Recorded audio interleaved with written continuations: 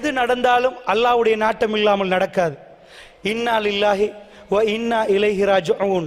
எது நடந்தாலும் ஒரு வார்த்தை சொல்லிருங்க, யா அல்லாஹ் நானே உனக்கு சொந்தம், உன் பால் திருப்ப வர இருக்கிறேன். என்ன அர்த்தம் அதுக்கு?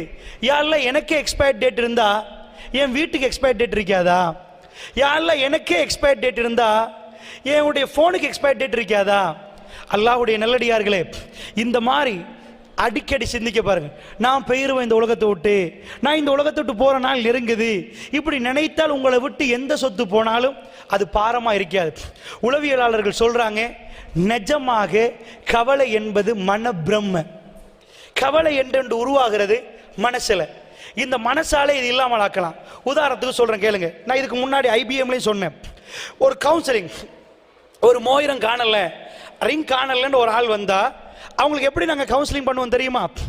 ரிங் எடுத்து காணலையா அளந்துட்டு வர்றாங்க, அவங்களுக்கு சொல்லுவோம், அப்படியா கொஞ்சம் போய் தேடி பாருங்க. பல கவுன்சிலிங் மெத்தட் இருக்கு, அதில் ஒரு மெத்தட் தான். வீட்டில் போய் தேடி பாருங்க, ரிங் இருக்குமே அல்மாரில்.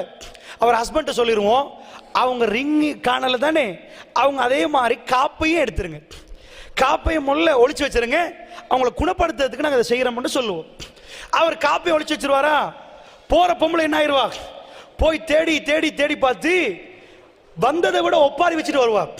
நான் வந்தது உங்கள்கிட்ட மோதிரம் காணலன்னு தான், இப்ப காப்பும் சேர்ந்து காணல.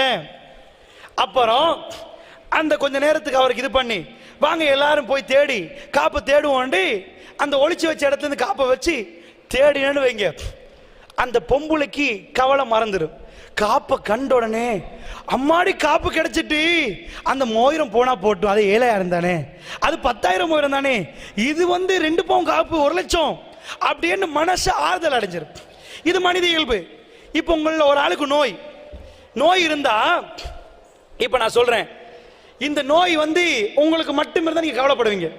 புத்தளத்துல பாதி பேருக்கு நோய், இதே நோய் என்ன செய்வீங்க? அவங்களுக்குமா அறுத்தோட்டு பரவாயில்ல, நோய் பரவாயில்ல, காய்ச்சலே உங்களுக்கு பரவாயில்ல போயிரு, அவங்களுக்கு இருக்குது இவங்களுக்கு இருக்குது, எனக்கு மட்டும்தான் நினைச்சா அந்த பிரச்சனை வரும்.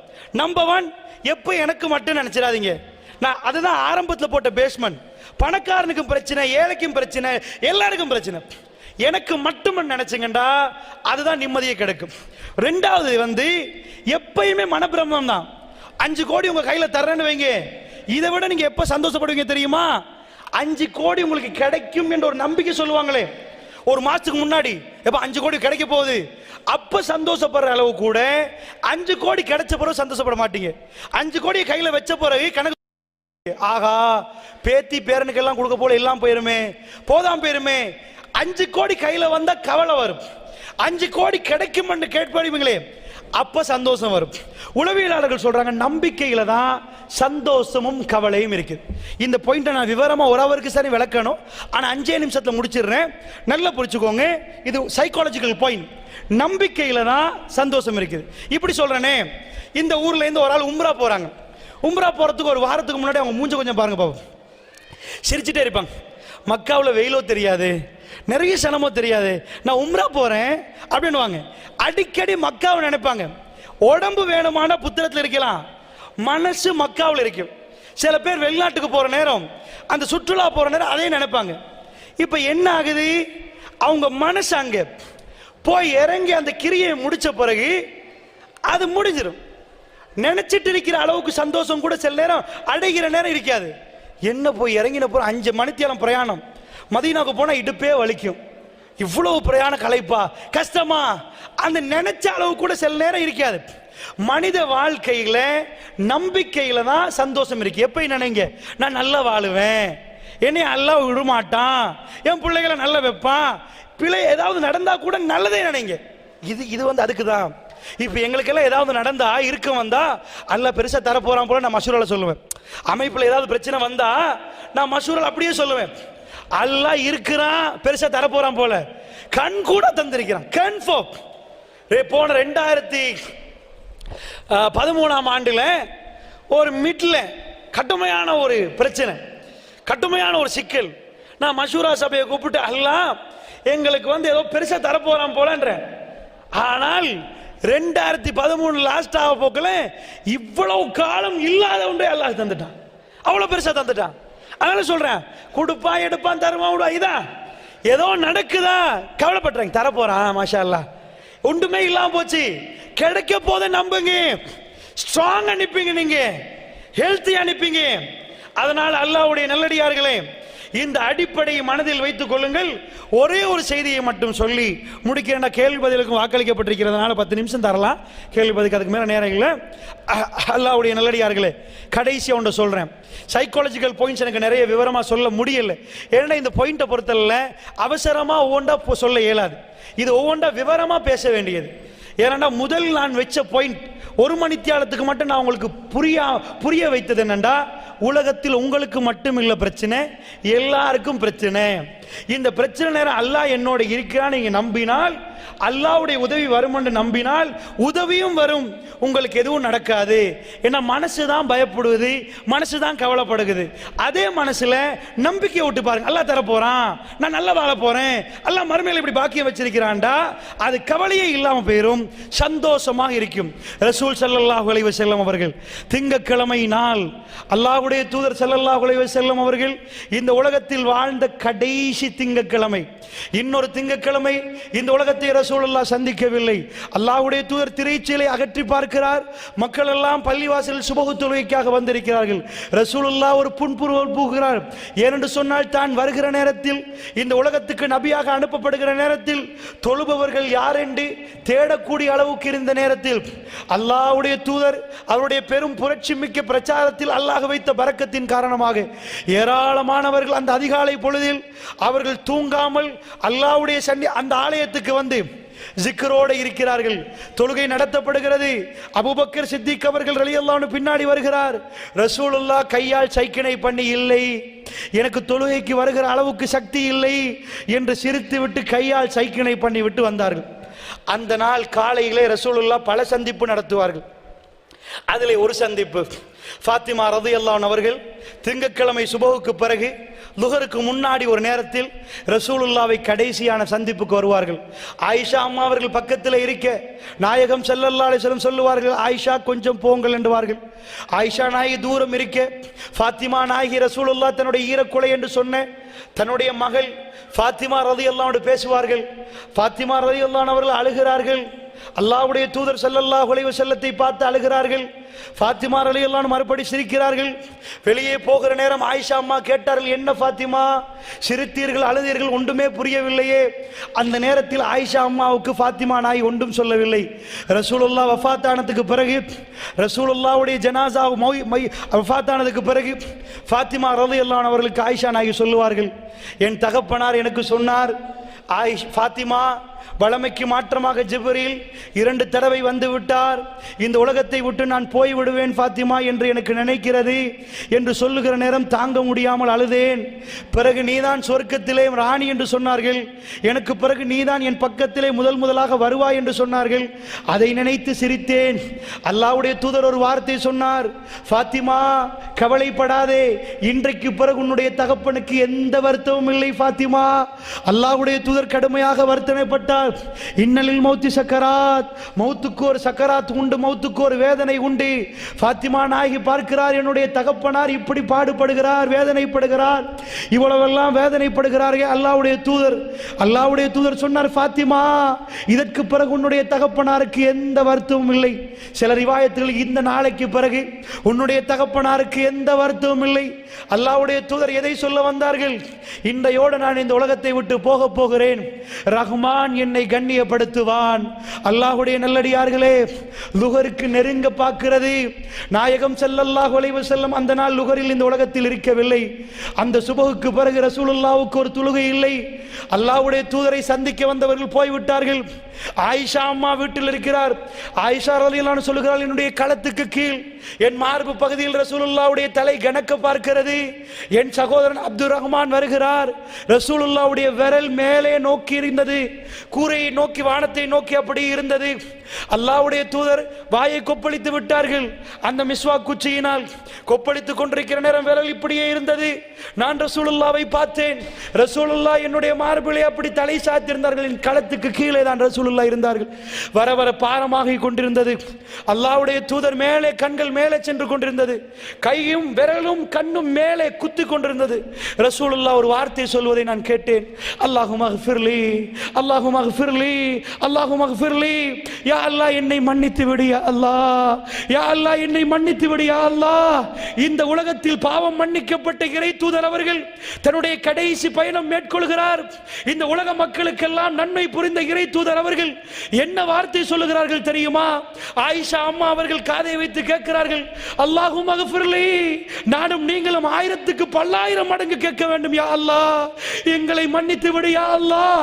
கேட்பது ரசூலுல்லாஹ். அல்லாஹ்வுடைய தூதர் கேட்கிறார். 3 தடவை கேட்டார்கள். அல்லாஹும்ம ஃபிர்லி, யா அல்லாஹ் என்னை மன்னித்து விடு. மன்னிப்பதற்கு என்ன யா ரசூலல்லாஹ், நீங்கள் என்ன செய்தீர்கள்? யா அல்லாஹ் உயர்வானவர்களோடு என்னை சேர்த்து விடு யா அல்லாஹ், உயர்வானவர்களோடு என்னை சேர்த்து விடு யா அல்லாஹ், இந்த உலகத்திலே உயர்வானவர்களோடு என்னை சேர்த்து விடு. அல்லாஹும்ம ஃபிர்லி. ஆயிஷா அம்மா சொன்னார்கள், ரசூலுல்லாஹ்வுடைய விரல் மடிந்தது, ரசூலுல்லாஹ்வுடைய விரல் மடிந்தது.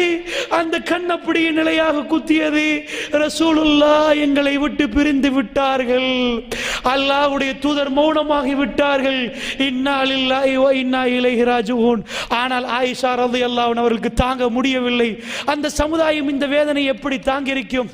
திங்கட்கிழமை, செவ்வாய்க்கிழமை, புதன்கிழமை ராத்திரி மஷூரா, அல்லாஹ்வுடைய தூதருக்கு ஒவ்வொருவரும் வந்து ஜனாசா தொழுவிக்கிறார்கள். நபிமார்கள் எங்கே மரணித்தார்களோ அங்கே அடக்கம் செய்யப்பட வேண்டும். நபிமார்களுடைய உடல் இந்த மண் சாப்பிடாது. புதன்கிழமை ராத்திரி ஆயிஷா அம்மா சொல்லுகிறார்கள், நான் வீட்டில் இருக்கிறேன், வாள் சத்தம் கேட்கிறது, சவாலால் மண்ணை தோண்டுகிறார்கள். நான் நினைக்கிறேன் ரசூலுல்லாவை மண்ணுக்குள் வைக்கிறார்கள். திரும்பி வந்தார்கள். நடுநிசி எனக்கு போக கிடைக்கவில்லை, போக முடியல. ரசூலுல்லாவை அடக்கம் செய்து விட்டு வந்தார்கள். நான் கேட்டேன், எப்படி அப்பா உங்கள் கைகளால் எடுத்து மண்ணை அவர் தலையில் போட முடிந்தது? அவரை எப்படி உங்களுக்கு புதைக்க முடிந்தது? இந்த உம்மத்திலே இந்த மகா பெரும் வேதனையான இந்த சம்பவத்தை இன்றைக்கும் எங்களுக்கு வேதனையாக இருக்கிறது. அபூபக்கர் சித்தீக் ரலியல்லாஹு அன்ஹு அவர்கள் அவர் அந்த கவலையை சப்பி ஒழுங்கினார், அந்த பயத்தை சப்பி ஒழுங்கினார். எல்லோரும் சொன்னார்கள், உமர் பின் கத்தாப் சொன்னார்கள், யாராவது அல்லாஹ்வுடைய தூதர் மரணித்து விட்டார் என்று சொன்னால் மாறுகால் மாறுகாய் வெட்டுவேன் என்று சொன்னார். மிம்பரிலே ஏறின அபூபக்கர் அவர்கள் சொன்னார்கள், இன்ன முஹம்மதன் கதுமாத், முஹம்மது ஸல்லல்லாஹு அலைஹி வஸல்லம் அவர்கள் மரணித்து விட்டார்கள். மன்கானே அபது முஹம்மதன் இன்ன முஹம்மதன் கதுமாத், யார் முஹம்மதை வணங்குகிறீர்களோ அந்த முஹம்மது ஸல்லல்லாஹு அலைஹி வஸல்லம் மௌத்தாகி விட்டார். மன்கானே அபுதுல்லாஹ், யார் அல்லாஹ்வை வணங்குகிறார்களோ ஹுவ ஹய்யுல் லா யமூத், அவன் என்றென்றும் நிலைத்து வாழுவான், நிலைத்து நிற்பான், அவனுக்கு மரணம் இல்லை. உமர் பின் கத்தாப் சொன்னார், ஒரு ஆயத்தை அபூபக்கர் ஓதி காட்டினார். ஒரு ஆயத்தை அபூபக்கர் ஓதி காட்டினார். என்ன ஆயத்து தெரியுமா? அவ் குத்தில நபியே, நீங்கள் மௌத்தாகினால் அல்லது உங்களை அவர்கள் கொண்டால் இவர்கள் எல்லாம் வந்த வழியில் பார்த்து திரும்பி போய் விடுவார்களா என்ற ஆயத்தை ஓதி காட்டினார். அப்படி என்றால் நபி மரணிப்பார். இன்னஹும் மையத் இன்னக மையத்துன் வ இன்னஹும் மையத்துன், நபியே நீங்கள் மரணிப்பீர்கள் என்ற அந்த ஆயத்து திருமறை குர்ஆனில் இருக்கிறது.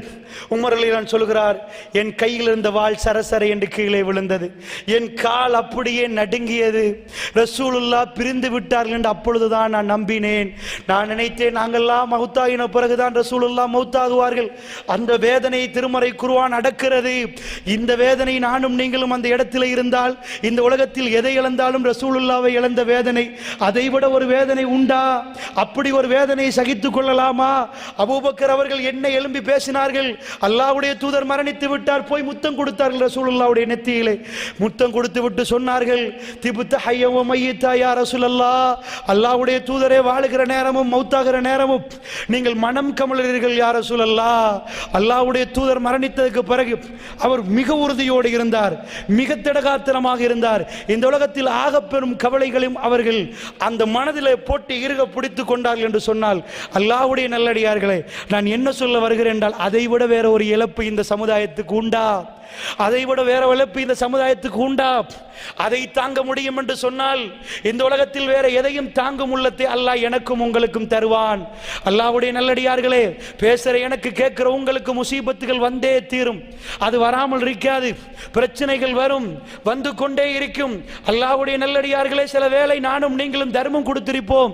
சில வேளை ராத்திரி சாப்பிடுவதற்கு கூட ஒன்றுமில்லாமல் அம்புட்டையும் கொடுத்து வைத்திருப்போம். அல்லாஹ்வை நம்பி கொடுத்திருப்போம். அப்படி கொடுப்ப கூடியவர்களும் கொஞ்சம் தான் இருக்கிறார்கள். ஆனால் நிச்சயமாக அந்த இரவு நீங்கள் சாப்பிடாவிட்டாலும், வெளி உலகத்துக்கு நீங்கள் சாப்பிடாவிட்டாலும் அல்லாஹ் நிச்சயமாக உங்களுக்கு உணவு தருவான். உங்களுக்கும் எனக்கும் தெரிந்த பலமுறை நான் பேசிய ஒரே ஒரு செய்தியை சொல்லிவிட்டு முடிக்கிறேன். ரசூலுல்லாஹ்வுடைய சபையிலே ஒரு விருந்தாளி வந்திருக்கிறார். மன்கானை உமின் பில்லாஹி வல் யௌமில் ஆகிர் ஃபல்யுக்ரிம் லைஃபஹு. யார் அல்லாஹ்வை மறுமையை நம்புகிறார்களோ அவர்கள் விருந்தாளியை சங்கைப்படுத்தட்டும். அல்லாஹ்வுடைய தூதர் ஸல்லல்லாஹு அலைஹி வஸல்லம் சொல்லுவார்கள், சஹாபாக்கள் எல்லாம் இருக்கிறார்கள், யார் வீட்டிலேயுமே ஒன்றுமே இல்லை. அல்லாஹ் மீது ஆணையாக சொல்கிறேன், அஹ்லு சுஃபாக்கள் முற்றவெளி தோழர்கள், உண்மையாக சொல்கிறேன், ஒரு ஈச்சப்பழத்தை பாதி பாதியாக பிரித்து சாப்பிட்டார்கள். இது கதையல்ல, கப்சா அல்ல, இது கதையல்ல, நெஜம். அவர்களுடைய வயிறுகளை அல்லாஹ் தன்னுடைய அருளால் நிரப்பினான். தன்னுடைய அருளால் அவர்களை நிரப்பினான், பரக்கத்தால் நிரப்பினான். நாயகம் ஸல்லல்லாஹு அலைஹி வஸல்லமுடைய சபைக்கு ஒரு விருந்தாளி வந்து விட்டார்கள். மதீனா நகரத்திலே ஓஹோ என்று பணம் இல்லை. விருந்தாளியை சங்கைப்படுத்துவதற்கு யாரிடமும் ஒன்றுமே இல்லை. அபூ தல்ஹா சொல்லுகிறார், யா ரசூலல்லாஹ், நான் சங்கைப்படுத்துறேன். வீட்டுக்கு போன செய்தி உங்களுக்கு தெரியும். மனைவி உம்மு சுலைமை பற்றி உங்களுக்கு தெரியும். போனால் அபூ தல்ஹா, பிள்ளைகளுடைய சாப்பாடு மட்டும் இருக்கிறது, 2 சின்ன பிள்ளைகள், அவர்களை தூங்க வைத்து விட்டார். அபூ தல்ஹா உட்காருகிறார், லாம்பு பத்துகிறது, விருந்தாளி உட்கார்றார். சாப்பாடு எடுப்பதை போன்று பாவனை செய்து அப்படியே விளக்கை அணைத்து விடுகிறார் அபூ தல்ஹா. டோட்டல் இருட்டு, ஃபுல்லா இருட்டாச்சு, யாருக்குமே ஒன்றும் தெரியாது. அபூ தல்ஹா அவர்கள் சாப்பிடுவது போன்று பாவனை செய்கிறார்கள். விருந்தாளி வயிறார சாப்பிடுகிறார். இருவர் சாப்பிட்டால் போதாது, அதனால் தான் ஒருவர் வயிறார சாப்பிடட்டுமே என்பதற்காக விளக்கை அணைத்து சாப்பிடுவது போன்று பாவனை செய்து ராத்திரி முழுக்க பசியில இருந்து தூங்கிவிட்டு அதிகாலையிலே அல்லாஹ்வுடைய தூதருடைய பள்ளிவாசலுக்கு போகிறார். அல்லாஹ்வுடைய தூதர் சிரிக்கிறார், அபூ தல்ஹா, நேற்று இரவு நடந்தது எனக்கு தெரியும். அபூ தல்ஹா, நேற்று இரவு நடந்தது எனக்கு தெரியும். நீ உணவு கொடுத்தது எனக்கு தெரியும். இன்னமா நுத்இமுக்கும் லிவஜ்ஹில்லாஹி லா நுரீது மின்கும் ஜஸாஅன் வலா ஷுக்கூரா. அவர்கள் உணவு கொடுப்பார்கள் யாருக்காக வேண்டி? அல்லாஹ்வுடைய திருமுகத்துக்காக வேண்டி. அவர்கள் தேங்க்ஸ் என்ற ஒரு வார்த்தை கேட்க மாட்டார்கள், ஜஸா கூலி கேட்க மாட்டார்கள், ஷுக்கூர் தேங்க்ஸ் கேட்க மாட்டார்கள். இன்னமா நுத்இமுக்கும் லிவஜ்ஹில்லாஹி லா நுரீது மின்கும் ஜஸாஅன் வலா ஷுக்கூரா. அவர்கள் அல்லாஹ்வுடைய திருமுகத்துக்காகவே உணவு கொடுத்தார்கள். அல்லாஹ் அவர்களை கண்ணியப்படுத்தினான். அல்லாஹ் அவர்களுக்கு சொர்க்கத்தை கொடுத்தான். அல்லாஹ்வுடைய தூதருடைய வாயிலிருந்து சொன்னார், அபூ தல்ஹா ஃபில் ஜன்னா, அபூ தல்ஹா சொர்க்கத்திலே. அபூ தர்தா ரலியல்லாஹு அன்ஹு அவர்கள் ஓடி வருகிறார்கள். ஈச்சப்பழ 600 மரம் ஈச்சப்பழ தோட்டத்துக்கு சொந்தக்காரர். ஒரு ஆயத்து இறங்கி இருக்கிறது, யுக்ரில்லாஹ கர்லன் ஹஸனா, அல்லாஹ்வுக்கு அழகிய கடன் கொடுப்பவர்கள் யார்? ஓடி வருகிற நேரம் காஃபிர்கள் பேசுகிறார்கள், அபூ தர்தா, உங்க அல்லாஹ் பிச்சைக்காரனாமே, கடன் கேட்கிறானாமே, இதோ உங்க தூதர் சொல்லுகிறார், இதை விட கேவலம் உண்டா? ஓடி வருகிறார் அபூ தர்தா, யா ரசூலல்லாஹ், இப்படியான ஒரு வார்த்தை, இப்படி ஒரு வாசகம் வந்ததா? இப்படி வகை இறங்கியதா? ரசூலுல்லாஹ் ஓதி காட்டினார்கள், அல்லாஹ் கடன் கேட்கிறான். உடனே சொன்னார் அபூ தர்தா அவர்கள், யா ரசூலல்லாஹ், அல்லாஹ்வுக்கெல்லாம் அந்த கடன் ஏழை மக்களுக்கு கொடுக்க சொல்லித்தானே அல்லாஹ் சொல்லுகிறான், அதுதானே அந்த வார்த்தையின் அர்த்தம். யா ரசூலல்லாஹ், அல்லாஹ் சொல்லிவிட்டான், 600 பேரிச்ச மரத்தோடு அந்த தோட்டத்தை அல்லாஹ்வுக்காக கொடுக்கிறேன். யா ரசூலல்லாஹ், வாக்குறுதி முடிந்து விட்டது. வீட்டுக்கு போகிறார், மதிலிலே காலை வைக்க பார்க்கிறார். அவருடைய மனசு சொல்லுது, அல்லாஹ்வுக்கு வக்ஃப் செய்து விட்டேன், அல்லாஹ்வுக்கு கொடுத்து விட்டேன். கத்துறார், உம்மு தர்தா, யா உம்மு தர்தா, உம்மு தர்தா, ஓடி வந்து விடுங்கள், இது அல்லாஹ்வுக்கும் அல்லாஹ்வுடைய தூதருக்கும் கொடுத்து விட்டேன். இந்த 600 பேரிச்ச மரத்தோட தோட்டத்தை கொடுத்து விட்டேன். எனக்கும் உங்களுக்கும் இங்கே இருப்பதற்கு அனுமதி இல்லை. அந்த பெண் எப்படி வருகிறார்? பஹ் பஹ், என்ன நலவு, என்ன நலவு, என்ன வியாபாரம், என்ன வியாபாரம், மாஷா அல்லாஹ், வெற்றிகரமான வியாபாரம் என்று சந்தோஷமாக தோட்டத்திலிருந்து வெளியே வந்து அல்லாஹ்வுக்கு கொடுத்து விட்டீர்களா? அல்லாஹ்வுக்கு கொடுத்து விட்டீர்களா? அல்லாஹ்வுடைய நல்லடியார்களே, அவர்கள் சந்தோஷமாக வாழ்ந்தார்கள். அவர்களுடைய ஜனாசாக்கள் போகிற நேரம் இந்த உலகத்தில் கண்கள் கலங்கி பிரார்த்தனைகளோடு அது மக்பராக்கில் அடக்கம் செய்யப்பட்டது, கபர்களில் அடக்கம் செய்யப்பட்டது. அல்லாஹ்வுடைய நல்லடியார்களே, அது வாழ வேண்டிய வாழ்க்கை இன்றைக்கு ஐரோப்பா வாழ மறந்த ஒரு வாழ்க்கை. வாழ்ந்து கொண்டிருக்கிறார்கள். வாழ வேண்டிய ஒரு வாழ்க்கையை சஹாபா பெருமக்கள் வாழ்ந்திருக்கிறார்கள். அப்படி என்றால் பேசி எனக்கும் கேட்ட உங்களுக்கும் அல்லாஹ் நிம்மதியை சந்தோஷத்தை சூழ வைப்பானாக.